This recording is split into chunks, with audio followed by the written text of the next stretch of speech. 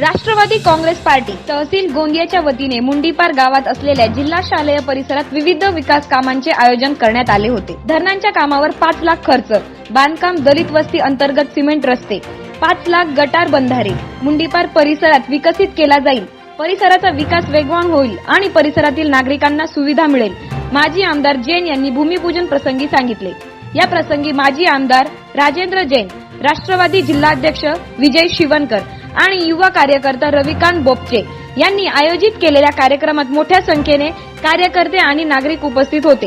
Corona काळात विशेष पाठिंबा देणाऱ्या कोरोना योद्ध्यांचा सत्कार करण्यात आला।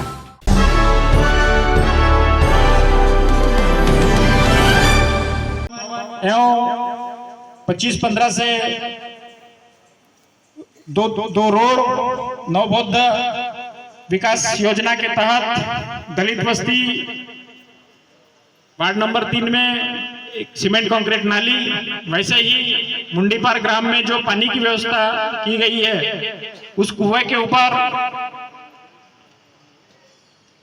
जो बिजली का बिल आता है, वो बिजली का बिल कम करने के हेतु हम सौर ऊर्जा का एक संयंत्र लगा रहे हैं। ऐसे सभी कामों का भूमि पूजन यहाँ पर सम्माननीय जैन साहब के हाथों संपन्न हुआ।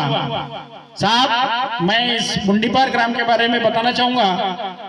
यह गांव गोंदिया से महज 6 किलोमीटर दूरी पर है, लेकिन इस गांव में गवर्नमेंट की नीति बहुत कम होते थे।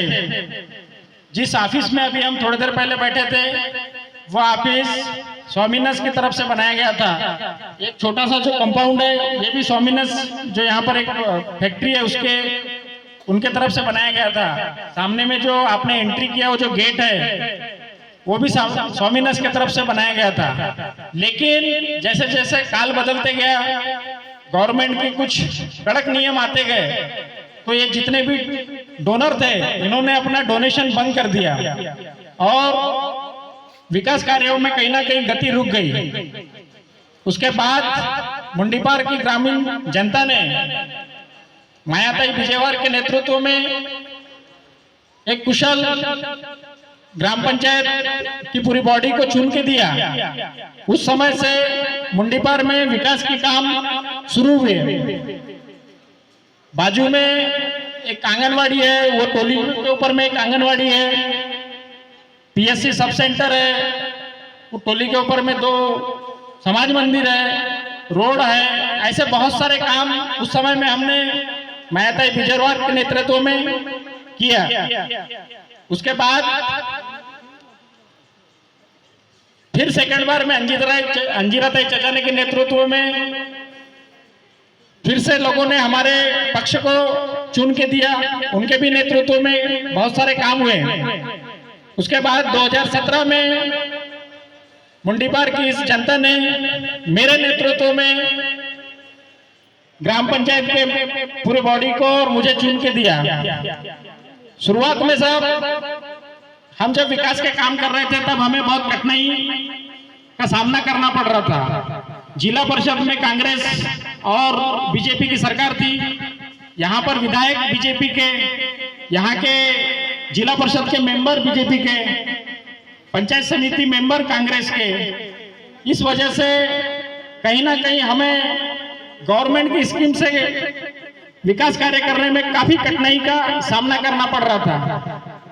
एक दलित बस्ती का ठहराव मैंने दिया था, काम मंजूर होने के पद पर था। हमारे उस समय के जिला परिषद मेंबर के पति का मुझे फोन आया, बोले तुम्हारे गांव का काम है, पार्टनरशिप में करना चाहते हो क्या? मैंने बोला नहीं। तो उन्होंने उस काम को ही काट दिया। बाद में मैंने जुगाड़ जंतर करके उस काम को मंजूर करवाया और काम भी संपन्न हुआ।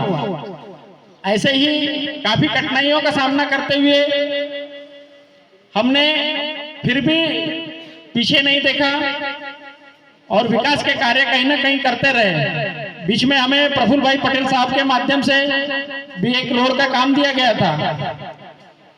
उसके बाद सामान्य फंड में कैसी बढ़ोतरी हो सकती है, इस बात को ध्यान में रखते हुए हमने कुछ प्रयत्न किए, जिससे हमें एमआईडीसी पावर हाउस के माध्यम से कुछ फंड अर्जित हुआ, जिससे हमने गांव में बहुत सारे डेवलपमेंट के काम किए। उसके बाद 17-18 साल के लिए हमने एक गवर्नमेंट की जो स्मार्ट ग्राम प्रतियोगिता होती है उसमें हमने अपना नाम निर्देशित किया, जिसमें हम तालुका लेवल पर प्रथम आए, जिससे हमें कुछ राशि अर्जित हुई। उस राशि से हमने बहुत सारे स्कूल है, गेट के ऊपर में एक डिजिटल एक प्लेट है, सौर ऊर्जा के काम है, ऐसे बहुत सारे हम नए अत्याधुनिक टेक्नोलॉजी के काम हमने किए।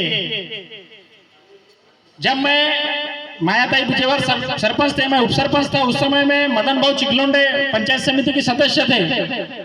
उनके फंड से हमने शमशान भूमि का काम किया। उसके बाद में इस बार हमने उसको और अच्छा डेवलपमेंट करने का काम किया। सर, मुझे बताते हुए हर्ष होता है कि मेरे गांव के शमशान भूमि के ऊपर में लोग पार्टियां करने के लिए आते हैं। इतनी अच्छी शमशान भूमि को हमने डेवलप किया है। वैसे ही मुझे कोरोना काल में भी पिछले 1 साल से जो विकास की गति रुकी थी, वह गति को आपके माध्यम से कहीं ना कहीं चालना मिली और मुझे अब ऐसा लगने लगा है, आपने मुझ पर या मेरे बातों पर ध्यान देना शुरू किया। मेरे बोलने अनुसार मेरे गांव को काम देना शुरू किया। मुझे अब ऐसा लगने लगा है कि मेरा जो एक साल बाद में कार्यकाल खत्म होने वाला है, यह कार्यकाल और 2-1 साल के लिए बढ़ना चाहिए, ताकि मैं और भी कुछ काम कर सकूं।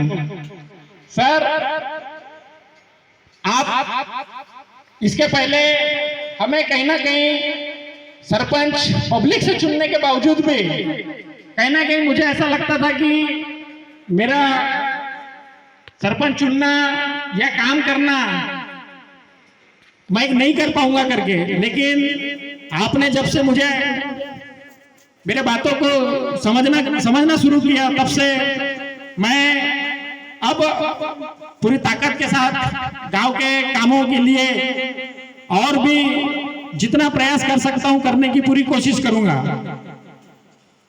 साहब, हमने अपने गांव में गुरुदेव सेवा मंडल के माध्यम से 2 बार जिला स्तरीय कार्यक्रम लिए।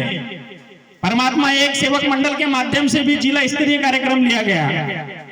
एक बार हमने समता परिषद उसका भी एक कार्यक्रम लिया था, बहुत बड़ा जिला लेवल का कार्यक्रम था।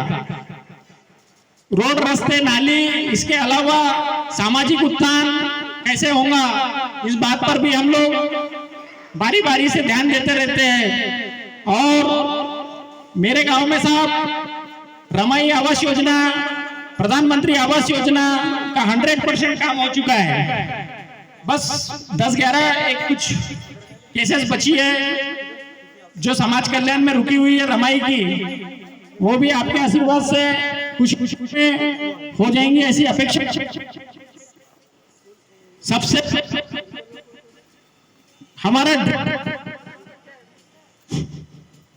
हमारे सभी बुजुर्ग लोग भी कहते थे कि हमारी जो ग्राम पंचायत पुरानी है वो काफी छोटी है, उसके जगह पर या नई जगह पर एक ग्राम पंचायत का विशाल भवन बनना चाहिए। आपने जन सुविधा के माध्यम से 12 लाख रुपए मंजूर करवाकर हमारे इस ग्राम पंचायत बनाने का मार्ग प्रशस्त कर दिया है। लेकिन सर, हमारी जो अपेक्षा है, यह भवन बड़ा बनना चाहिए। MIDC एरिया है, यहाँ पर ज्यादा लोगों की रेल पेल होती है और उस हिसाब से 12 लाख कुछ कम हो रहे हैं। मैं आगे भी अपेक्षा करूंगा कि इसमें कुछ निधि का आप आवंटित कर हमारे सही में इस सपने को साकार करेंगे। साहब, हमने सरपंच बनने के बाद में गांव में भाग्यवान माता प्रोत्साहन निधि वाटप का एक कार्यक्रम शुरू किया।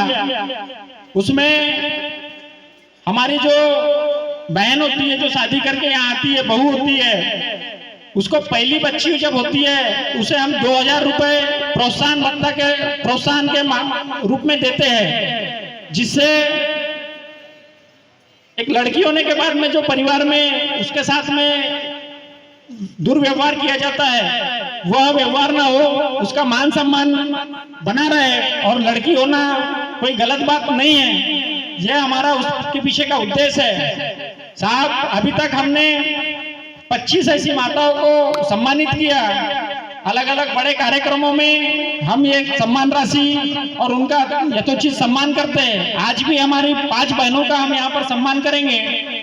वैसे ही गांव में बड़ा हो या छोटा हो, कोई भी व्यक्ति के घर में अगर मैयत होती है तो हम तुरंत जाकर, मैं, मेरे चपरासी होंगे, मेरे मेंबर होंगे, कोई भी जाकर उन्हें 1000 रुपए की सानुग्रह निधि हम लोग यहाँ वहां देते हैं। ऐसे 3 सालों में कुल 65 लोगों को हमने ये निधि का आवंटित किया है। ऐसे ही स्कूल के काम हो, आपने अभी देखा हमने डिजिटल स्कूल बनाने में जितनी भी कोशिश करना है कि यहाँ पर पीने की अच्छी व्यवस्था होना चाहिए करके वाटर फिल्टर लगाया। बाजू में हिंडन स्कूल है सर, प्राइवेट स्कूल है, लेकिन प्राइवेट स्कूल होने के बावजूद भी हमने 14 वित्त आयोग से वहां पर निधि आवंटित की और वहां पर काम कराया। मेरे बाकी के सरपंच मुझे बोले कि ये प्राइवेट स्कूल है, इसको आपने निधि कैसे दिया? मेरा एक ही कहना है, स्कूल प्राइवेट हो या गवर्नमेंट हो, वहां पे बच्चा जो पढ़ता है वो अपने गांव का बच्चा है, अपने परिसर का बच्चा है, उसको वो सुविधा मिलना चाहिए। ऐसे ही आने वाले समय में भी हम आपके माध्यम से, हमारे वरिष्ठों के माध्यम से गांव में और भी अच्छे अच्छे काम करेंगे, यही आशा करता हूं। आज आप मेरे बुलाने पर मुंडीपार में आए, इसलिए मैं आपका और उपस्थित सभी गणमान्यों का मन से आभार व्यक्त करता हूं। कार्यक्रम का आभार नहीं, मेरी और का आभार व्यक्त करता हूं और अपने शब्दों को विराम देता हूं। जय हिंद।